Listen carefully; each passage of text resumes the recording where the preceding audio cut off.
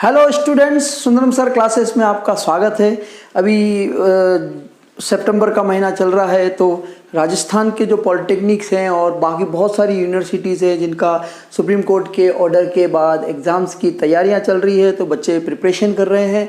और यूनिवर्सिटीज़ में भी एग्ज़ाम्स के लिए बच्चे डिफरेंट कॉमर्स और इन सब के M.Com, B.Com और इन सब की तैयारियां चल रही है। तो पॉलिटेक्निक जो है इंडिया के किसी भी जगह पे देखें या इंजीनियरिंग कॉलेज देखें तो वहाँ के बच्चे जो कंट्रोल सिस्टम पढ़ते हैं वो आपके थर्ड ईयर का सब्जेक्ट है। तो उसमें हमने बहुत सारे वीडियोस मैंने पहले आपको अपलोड किए हैं। हम उस वीडियो से अब आगे चलेंगे।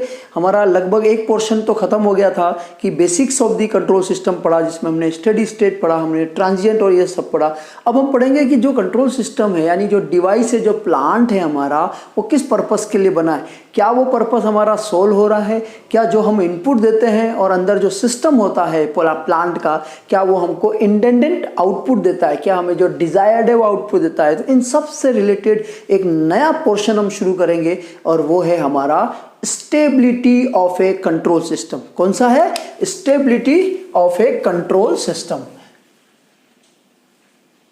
तो ये जो स्टेबिलिटी वर्ड है, इसका मीनिंग है कि जिस पर्पस के लिए हमारा कोई भी डिवाइस बना है उस डिवाइस को वो फुलफिल करेगा या नहीं करेगा। ठीक है, तो ये हमारा स्टेबिलिटी वर्ड को समझने का अपना एक तरीका रहेगा। चलो एक एग्जांपल देते हैं। कंट्रोल सिस्टम की बात नहीं करते, एक एग्जांपल हम लेते हैं। एक एग्जांपल ये कि ये स्टेशन है ए और आपका टारगेट है ये स्टेशन नंबर बी, यानी आप स्टार्ट कहाँ से होंगे? ए से होंगे और उसके बाद आपको पहुंचना है बी पर, यानी बी आपका डिजायर्ड या रिक्वायर्ड डेस्टिनेशन है, वो एंड पॉइंट है जहां आपको पहुंचना है। तो इसके बीच में आप जब चलना शुरू करते हैं, ऐसे मूव करते हैं, कई बार ऐसा हो सकता है कि आप गाड़ी पे जा रहे हो तो इस जगह पर, यानी इस जगह पर आपका पेट्रोल खत्म हो जाए, हो सकता है यहाँ आपका टायर पंचर हो जाए, हो सकता है यहाँ पर आपका कोई छोटा मोटा एक्सीडेंट हो जाए।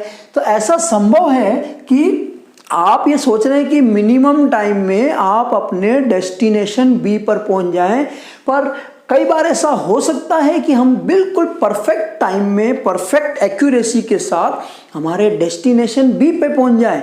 तो देखो, जब हम परफेक्ट काम करते हैं तो हम आइडियल बातें करते हैं, तो हमारा वो आइडियल अप्रोच है अपने डेस्टिनेशन पे पहुंचने के लिए। लेकिन अगर हम ऐसा हो सकता है कि यहाँ रुक गए तो हम हमारे जो है क्या बोलते हैं, जो हमारा आउटपुट चाहिए, जो हमारा डेस्टिनेशन है, वहाँ तक हम नहीं पहुँच पाए, तो हमने ऐसा मान लिया कि हम 25% पीछे ही रह गए। ठीक, 5-25%। अगर हम यहाँ कहीं टायर पंचर होता है तो हमने ऐसा मान लिया कि ये 10% पीछे रह गए। हमने ऐसा मान लिया या कोई छोटा मोटा एक्सीडेंट हो गया, ये हो गया। चलो नहीं भी माने तो हम लगभग इसके पास पहुँच के कहीं रह जाते हैं, क्योंकि हम देखते हैं ना, जीवन में हम जो परसेंटेज बनाने की सोचते हैं, जीवन में हम जो पाना चाहते हैं, कई बार हम उस टारगेट के आसपास ही रह जाते हैं, लेकिन उस टारगेट के आसपास से फिर भी हम बहुत कुछ अचीव कर लेते हैं। तो ये एक एग्जांपल है कई तरह से, जो हम इस कंट्रोल सिस्टम की स्टेबिलिटी को समझने की कोशिश करेंगे।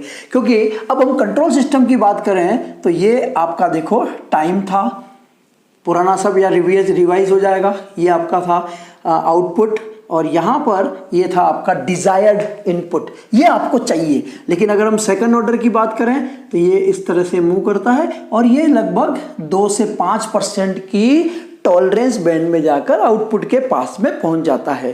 ठीक, तो ये जो बीच का पोर्शन है इसमें बहुत सारे वेरिएशंस हैं। ये हमारा ट्रांजिएंट कहलाता है। तो यहाँ से जब इसके बीच में ये छोटे मोटे टायर पंचर, पेट्रोल खत्म हो जाना, एक्सीडेंट, ये सब ट्रांजिएंट पीरियड है। और जब हम इसके आसपास पहुंच जाते हैं या 100% अप्रोच पे पहुंच जाते हैं तो वो हमारा स्टेडी स्टेट है। तो हमारा पर्पस क्या था कि ट्रांजिएंट को क्रॉस करके क्या हम स्टेडी स्टेट पे पहुंच पा रहे हैं जो हमें चाहिए। इसी वर्ड को हम कहते हैं स्टेबिलिटी को। तो इस वाले टॉपिक में स्टेबिलिटी के वर्ड को समझने की कोशिश करेंगे, क्योंकि हमारा टारगेट है जो डिवाइस, जो प्लांट, जो सिस्टम जिस पर्पस के लिए बना है वो कितने परसेंटेज एक्यूरेसी के साथ वर्क करता है। तो ये हमारा रहेगा स्टेबिलिटी का। चलिए अब हम कंट्रोल सिस्टम में स्टेबिलिटी को समझने की कोशिश करते हैं। इससे पहले वाले सभी चैप्टरों में आपने क्लोज लूप ट्रांसफर फंक्शन पढ़ा, ओपन लूप ट्रांसफर फंक्शंस पढ़ा। क्लोज लूप में आपने पढ़ा CS upon RS is equal to GS upon 1 plus GSHS। सबसे पहले चैप्टर से लेकर जितने चैप्टर किए हमने उन सब में आपने क्लोज लूप आप टोटली पढ़ा। और आपने ये भी पढ़ा कि ऊपर वाले जो न्यूमरेटर टर्म्स हैं, यानी कि जो न्यूमरेटर टर्म्स हैं उसके जो भी रूट्स होते हैं वो जीरोस कहलाते हैं, और जो डिनोमिनेटर टर्म्स हैं नीचे के टर्म्स हैं उनके जो रूट्स हैं वो सारे पोल्स कहलाते हैं, यानी close loop poles and close loop zeros कहलाते हैं। तो समझिए यहाँ पर कि लैंग्वेज की टर्म्स में देखें कि the stability of A close loop system can be determined from the locations of the closed loop poles in the S-plane। आपको ध्यान हो तो हमने बहुत सारे S-plane भी पढ़े हैं, सर्किट में भी पढ़ा है, यानी जो क्लोज लूप ट्रांसफर फंक्शन है उसके जो भी पोल्स हैं जिन्हें हम क्लोज लूप पोल्स कहते हैं वो कहाँ लोकेट करते हैं, XY यानी S प्लेन में। उस लोकेशन से हम ये आइडेंटिफाई कर लेते हैं कि सिस्टम स्टेबल है या स्टेबल नहीं है। आ रहा समझा? तो अब हम इसको मैथमेटिकली समझने की कोशिश करते हैं कि सिस्टम कब परफेक्टली या एब्सोल्युटली स्टेबल होता है और कब नहीं होता है। देखो तो मैंने यहाँ पर एक लिखा है क्लोज लूप ट्रांसफर फंक्शन का एक एग्जाम्पल लिया है, CS upon RS is equal to GS upon 1 plus GSHS। ये हमारा एग्जाम्पल है। क्या है example? 10 upon S plus 2 and S plus 4। और हर बार की तरह कोई डेरिवेशन को समझना हो तो हम हमेशा एक इनपुट लेते हैं और वो इनपुट है यूनिट स्टेप इनपुट। और आपको मालूम है उस यूनिट स्टेप का जो लाप्लास फॉर्म है वो 1 अपॉन S है। अब हम क्या समझेंगे कि इसका आउटपुट कैसा बनता है।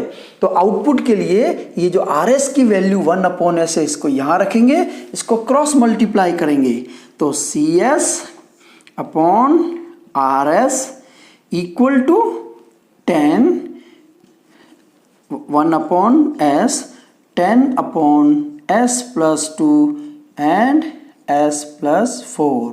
अब देखिए ये CS आ गया इधर, ये 1/S इधर जाकर S नीचे आ गया, तो हमारा जो फाइनल फॉर्मूला बना आउटपुट का लाप्लास फॉर्म में 10 upon S plus 2 and S plus 4। तो इसको अब हमें स्टेबिलिटी और अनस्टेबिलिटी को लेकर समझना है। तो सबसे पहले आपको मालूम है जो मेरा आउटपुट है वो टाइम डोमेन में चाहिए, और ये किस में है? ये हमारा फ्रीक्वेंसी डोमेन में है, लाप्लास डोमेन में। तो क्या करना है, इसका इनवर्स लाप्लास लेना है। इनवर्स लाप्लास में क्या करते हैं? सबसे पहले पार्शियल फ्रैक्शन करते हैं। तो हम इसको समझेंगे पार्शियल फ्रैक्शन वैसे आपको सबको आता है, फिर मैं यहाँ पे स्टेप बाय स्टेप करूंगा। तो पार्शियल फ्रैक्शन में हमने लिखा है CS is equal to 10 upon S plus 2 S plus 4 that is equal to A upon S plus B upon S plus 2। मैं ये मानते हुए कर रहा हूँ कि आपको पार्शियल फ्रैक्शन आता है, तो ये वैल्यूज हो गई। अब हमें किसकी वैल्यूज निकालनी है? A, B और C की वैल्यूज निकालनी है। तो यहाँ से हम देखिए A की वैल्यू कैसे निकालेंगे। मेरा अपना तरीका मैंने बताया हुआ है। A के नीचे S है तो S को आप इस S को इस पूरे फॉर्मूले से मल्टीपल कर लीजिए। S प्लस 2 पार्शियल फ्रैक्शन के 2-3 मेथड्स हैं, मैं आपको सिंपलेस्ट मेथड बता रहा हूँ। A के डिनोमिनेटर में जो फैक्टर है उसको लिख लीजिए, फिर ये जो पूरा CS है उसको लिख लीजिए, और फिर यहाँ पर इस S की वैल्यू को 0 कर दीजिए। मेरा अपना एक तरीका है जो इसी मेथड को मैं सब जगह, तो देखिए S से S कैंसिल हो जाएगा, S की वैल्यू 0 को यहाँ रख दीजिए तो यहाँ 2 बचेगा, और यहाँ 0 रखेंगे तो यहाँ 4 बचेगा। सो आंसर विल बी 10 और डिवाइड बाय 2 इंटू 4, तो ये हमारा हो गया 10/8 and that is equal to 1.25। यानी हमारे A की जो वैल्यू है वो आ जाएगी 1.25। इसी तरह से B की वैल्यू भी सेम मेथड से निकालेंगे। B इक्वल टू कौन सा फैक्टर है B के डिनोमिनेटर में? S प्लस 2 पूरे फंक्शन के साथ मल्टीपल कर लीजिए, S plus 2 and S plus 4। ठीक है, and then put s plus 2 equal to 0, then s equal to -2। इस दोनों सबको ध्यान से देखेंगे, थोड़ी प्रैक्टिस करेंगे सवाल लेके, तो पार्शियल फ्रैक्शन भी आपका हो जाएगा। s प्लस 2 से s प्लस 2 कैंसिल हो जाएगा, और जहाँ जहाँ s है वहाँ पर s की पावर, s की वैल्यू -2 रखेंगे। तो नोमरेटर में 10, ये -2 और -2 प्लस 4, तो 10 अपॉन -2 इंटू +2, तो 10 अपॉन -4, तो आंसर आ गया -2.5। तो B इज इक्वल टू -2.5। इसी तरह से क्या निकालेंगे, C आपको निकालना आना चाहिए। तो C is equal to, C के डिनोमिनेटर में कौन सा फैक्टर है, s plus 4 multiplied by complete CS की इक्वेशन से आप मल्टीपल कर लेना, एंड उसके बाद s प्लस 4 जो C के डिनोमिनेटर में है ना, s प्लस 4, उसको आप 0 पुट कर दीजिए, तो s की वैल्यू यहाँ से -4, s की +4 से +4 कट गया, तो जो रिमेनिंग है उसमें आप s की वैल्यू -4 रख दीजिए। तो ये आपका -4, ये आपका -4 प्लस 2, तो 10 अपॉन -4, और ये आ गया -2, तो 10 upon 8 is equal to 1.25। So we will get C is equal to 1.25 is the answer. So A की वैल्यू 1.25 प्लस का, B की वैल्यू -2.5 एंड C की वैल्यू 1.25। आप इस इक्वेशन में इसको सब्स्टिट्यूट कर दीजिए, तो आपको मिल जाएगा CS is equal to 1.525, 1.25 upon S, then 2.5 minus का डिवाइड बाय s प्लस 2। मैं ये मान रहा हूँ कि ये सब आपने बहुत अच्छी तरह से सेकंड ईयर में भी सर्किट थ्योरी में पढ़ा है। Then 1.25 divide by s plus 4। तो ये हमारा पार्शियल फ्रैक्शन कंप्लीट। अब हमें इनवर्स लाप्लास लेना है, हमेशा की तरह इनवर्स लाप्लास में CS का partial fraction, inverse Laplace CT 1 upon s का 1 होता है, तो आई राइट हियर 1.25, ये -2.5 e की पावर -2t प्लस 1.25 e की power -4t। This will be the final output equation which we required in the questions। ये हमारा वो आउटपुट इक्वेशन है जो हमें अब डिसाइड करने में हेल्प करेगा कि सिस्टम स्टेबल है या नहीं। चलिए, तो अब हम इसको समझने की कोशिश करते हैं। इसमें देखो, ये जो टर्म है ये आपके पास क्या हो गया, ये आपकी बच्चों स्टडी स्टेट वैल्यू है, क्योंकि इसमें कोई t की टर्म्स नहीं है, और ये जो दोनों टर्म्स है जो एक्सपोनेंशियल है और इसके ऊपर t है, तो ये हमारा कौन सा वैल्यू, ट्रांजिएंट वैल्यू हो जाएगी। अब आप इस सवाल को देखिए कि ये आपका क्लोज लूप है। इस क्लोज लूप के डिनोमिनेटर में टर्म्स को हम रूट्स को पोल्स बोलते हैं। तो अगर हम यहाँ पर ये लिखने की कोशिश करें कि क्लोज लूप जो पोल्स हैं and that is equal to s equal to -2 and -4। अगर हम इसको ग्राफ में बनाते हैं तो आपको पता है कि ये आपका -2 होगा और ये आपका -4 होगा। So both close loop poles are located in left half, located in left half of S plane। ठीक है, इसका मतलब ये कह रहा है कि जो आपके पोल्स हैं क्लोज लूप पोल्स, वो आपके इस S प्लेन में, इस पूरे को S प्लेन कहते हैं, हम पहले भी पढ़ चुके हैं, उसके लोकेट कर रहे हैं लेफ्ट हाफ में। अगर पोल्स लेफ्ट हाफ में हैं, इसका पता हम इस सवाल में कैसे करें, तो ये जो एक्सपोनेंशियल टर्म है उसके ऊपर जो पावर है t के साथ मल्टीप्लाइंग पावर, वो नेगेटिव इंडेक्स में होंगे। अगर मेरे poles close loop poles left half में है, पता कैसे चलेगा, इक्वेशन में देखिए e के ऊपर पावर नेगेटिव पावर में होनी चाहिए, जिसको बोलते हैं exponential index must be negative. तो हमारा ये किधर होगा, इस वैल्यू पर होगा। और जैसे जैसे आपको पता है सिस्टम टाइम के साथ साथ ट्रांजिएंट के साथ साथ बढ़ता है, और हम फाइनल वैल्यू कब निकालते हैं, as t tends to infinity. जब हमारा t very close to infinity है तो हमारा जो आउटपुट का ट्रांजिएंट पार्ट है वो आपको पता है लगभग टेंड्स टू 0 हो जाना चाहिए। यानी हमारा क्या कैंसिल हो जाना चाहिए, ट्रांजिएंट टर्म कैंसिल हो जाना चाहिए। कौन सा बचना चाहिए, कौन सा बचना चाहिए, सिर्फ स्टडी स्टेट बचेगा। तो ये हमारा आउटपुट जो है, ये देखो मैं यहाँ लिख देता हूँ C और T, और ये वैल्यू CSS। तो ये पूरी वैल्यू हमारी कैंसिल होगी t की वैल्यू इन्फिनिटी रहने पर। आपको मालूम है e की पावर जब माइनस इन्फिनिटी यहाँ रखेंगे t की दोनों जगह पर, तो ये हमेशा 0 हो जाता है। तो ये टर्म 0, ये टर्म 0, बचा आपका CS। तो जो हमारा आउटपुट है वो CSS बच जाता है। इसका मतलब ये है कि ट्रांजिएंट खत्म होने के बाद जो मेरा स्टडी स्टेट अगर वो मिल गया तो system will be absolutely stable होगा। तो इस टॉपिक से, इस एग्जाम्पल से मैंने समझाने की कोशिश की, अगर ये लूप के पोल्स लोकेट कर रहे हैं लेफ्ट हाफ में, तो मैथमेटिकली ये पूरा सोल्व करने पर एक्सपोनेंशियल की इंडेक्स जो पावर है वो नेगेटिव है, तो मेरा सिस्टम स्टेबल है। तो इस इक्वेशन को देखो, मैं पूछता हूँ स्टेबल है क्या, आप t के ऊपर पावर को चेक करो, अगर ये माइनस है, दोनों जितने भी e की पावर आएंगे माइनस है, तो ये सिस्टम एब्सोल्युटली स्टेबल सिस्टम होगा, एब्सोल्युटली स्टेबल सिस्टम होगा। समझ में आया ना। अब हम समझने की कोशिश करेंगे कि सवाल से कैसे पता करें, सवाल को सोल्व करने के बाद कैसे पता करें कि कोई भी सिस्टम जो क्लोज लूप है वो अनस्टेबल है।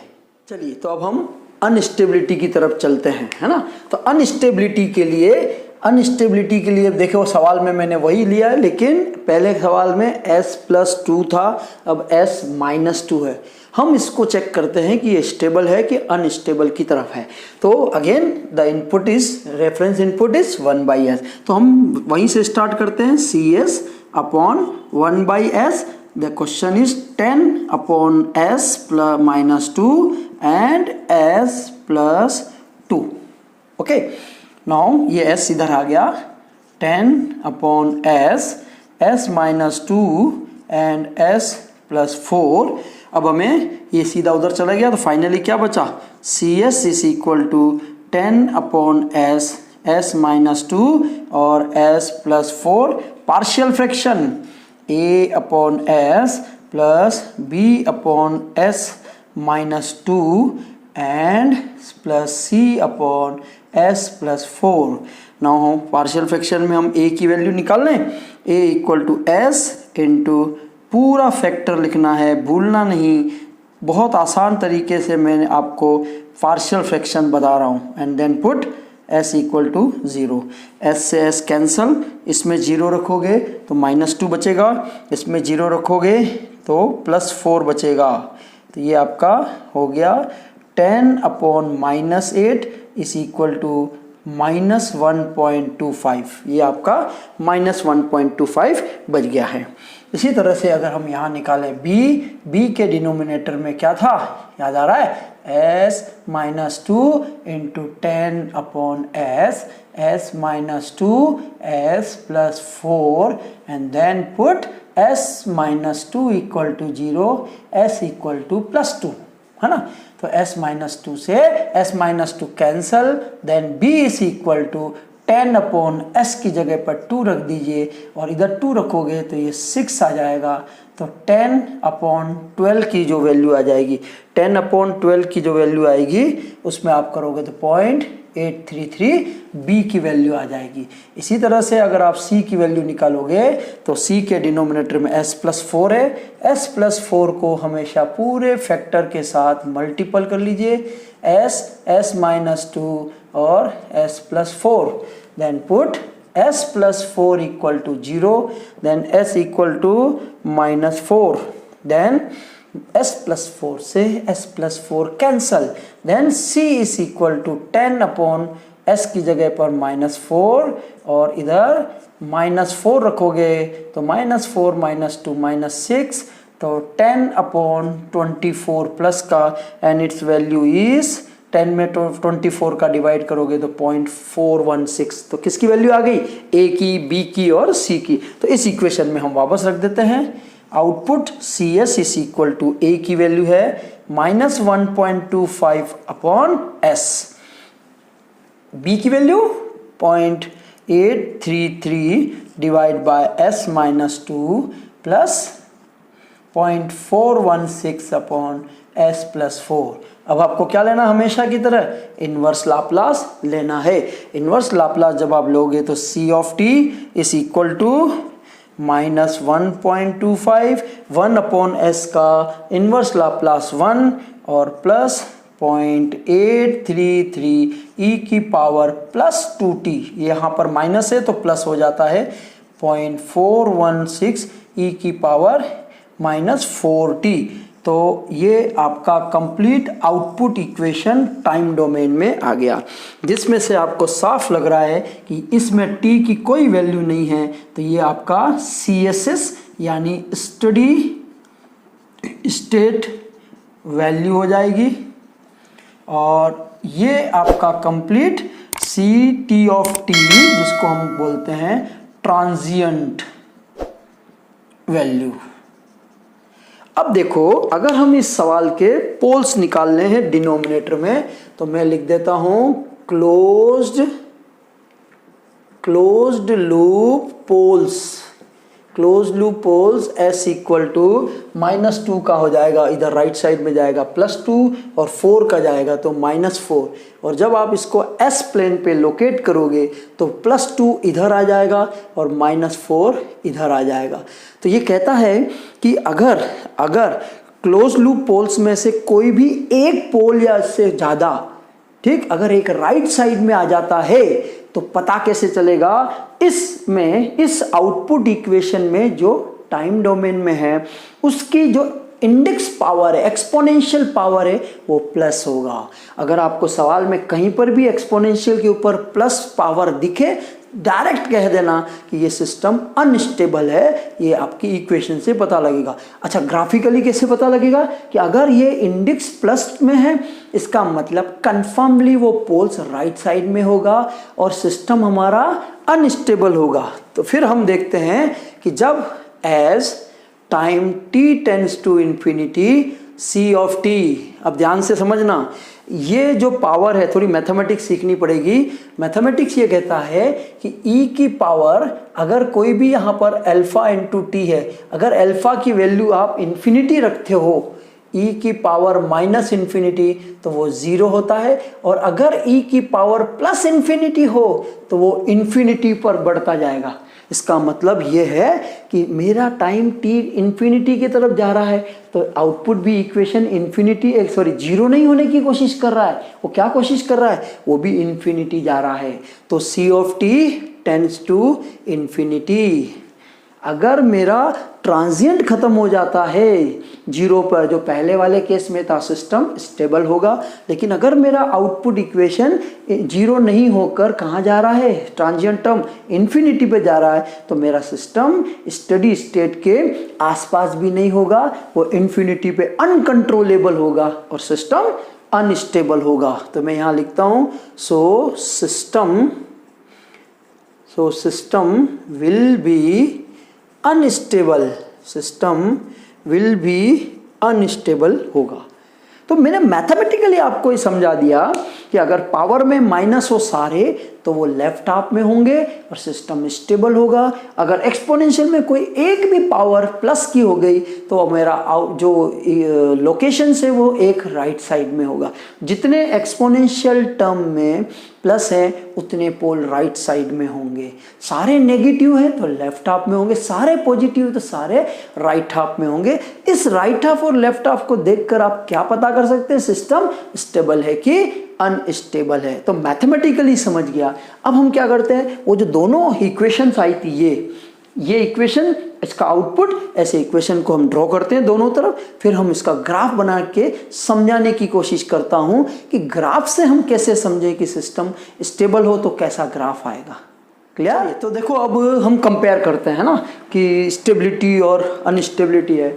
मैंने यहाँ पर वो पहले जो स्टेबिलिटी का सवाल लिया था और मैंने यहाँ पर ये अब अनस्टेबिलिटी का सवाल लिया है। यानी अब आपने ये प्रूफ कर दिया कि ये सिस्टम हमारा स्टेबल सिस्टम है और सिस्टम जो अनस्टेबल है, अनस्टेबल सिस्टम में जो क्लोज लूप पोल्स आएगा बच्चों वो s = +2 और -4 आपके पास आएगा। अगर आप इसको लोकेशन की वाइज देखें तो ये -2 होगा, ये आपका -4 होगा। अगर आप इसको लोकेशन वाइज देखें तो ये +2 आपका इधर आएगा और ये इधर -4 आएगा।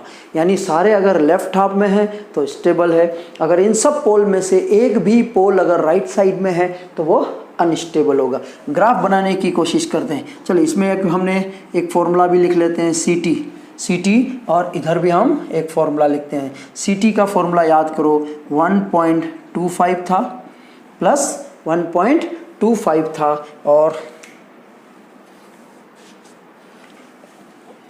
-2.5 e⁻² प्लस 1.25 e⁻40 है। यहाँ पर CT की जो वैल्यू है -1.25 plus 0.833 e⁻+2t and plus 0.416 e⁻⁻4t। ये हमारा आउटपुट इक्वेशन है। अगर हम इसका ग्राफ बनाने की कोशिश करें तो ये t और ये हमारा आउटपुट इक्वेशन CT है और ये वैल्यूज़ अगर हमारे पास ऐसा है, इसमें मैंने दो ग्राफ लेकर आपको एक्सप्लेन करूंगा, एक फर्स्ट ऑर्डर के लिए और एक सेकंड ऑर्डर के लिए हम समझने की कोशिश करेंगे। सब में हमारा बच्चों टाइम t रहेगा। आउटपुट इक्वेशन y एक्सिस पर आउटपुट CT रहता है, फिक्स है ये सारी चीज़ें और ये हमारा टाइम t है। ये क्या है? हमारा टाइम t है। गुड। अब अगर हमारा ये वाला फंक्शन है तो हम फर्स्ट ऑर्डर में मैं आगे नीचे लिखूंगा, ये ऐसे जाएगा और very near to desired output हो जाएगा। ये ध्यान से समझो, ये हमारा इनपुट है RT और ये हमारा आउटपुट है। ये कौन से ऑर्डर के लिए? ये फर्स्ट ऑर्डर के लिए होता है अगर सिस्टम स्टेबल है तो। लेकिन अगर सेकंड ऑर्डर में स्टेबिलिटी को दिखाना है तो आपने ट्रांजिएंट वाले चैप्टर में पढ़ा था, ये आपका RT है बच्चों और ये आपका CT है। अगर हम डिज़ायर्ड इन आउटपुट जो इनपुट के इक्वल है, अगर हम उसके बहुत पास पहुंच जाते हैं, जो आपने वहां पढ़ा था 2% से 5% तक, तो वो आपका स्टेबल सिस्टम हो जाएगा। ये दो ग्राफ देखकर आप पता कर सकते हो कि हम डिज़ायर्ड के कितना क्लोज में। यहाँ देखिए चेंज आएगा आपका, ये जो है आपका ये ऐसे जाएगा क्योंकि यहाँ पर इंडेक्स वो है और आपको ये भी लिखाया था मैंने कि जो आउटपुट है ना CT ऑफ t वो टेंड्स टू इन्फिनिटी है, तो ये ऐसे चला जाएगा बच्चों, इसके आसपास नहीं आएगा और ये इन्फिनिटी पर। ये हमारा फर्स्ट ऑर्डर का सिस्टम होगा।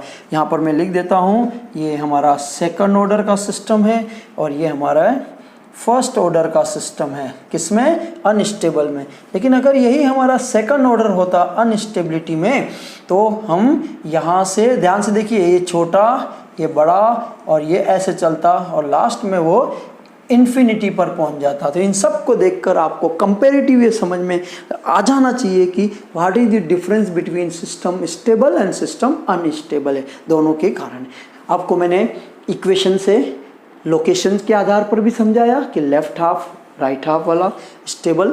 इक्वेशन को भी देखकर पता किया कि अगर पावर माइनस प्लस है तो आपको पता करना स्टेबल अनस्टेबल है। और तीसरा आपका ग्राफ देखकर किसके बीच में है? आउटपुट और टाइम स्केल के बीच में, कि ग्राफ देखकर भी आप आइडेंटिफाई कर सकें कि ये दोनों सिस्टम जो very near to desired output है वो आपका स्टेबल है and it far away from desired output, तो ये आपका क्या होगा? अनस्टेबल होगा। क्या होगा?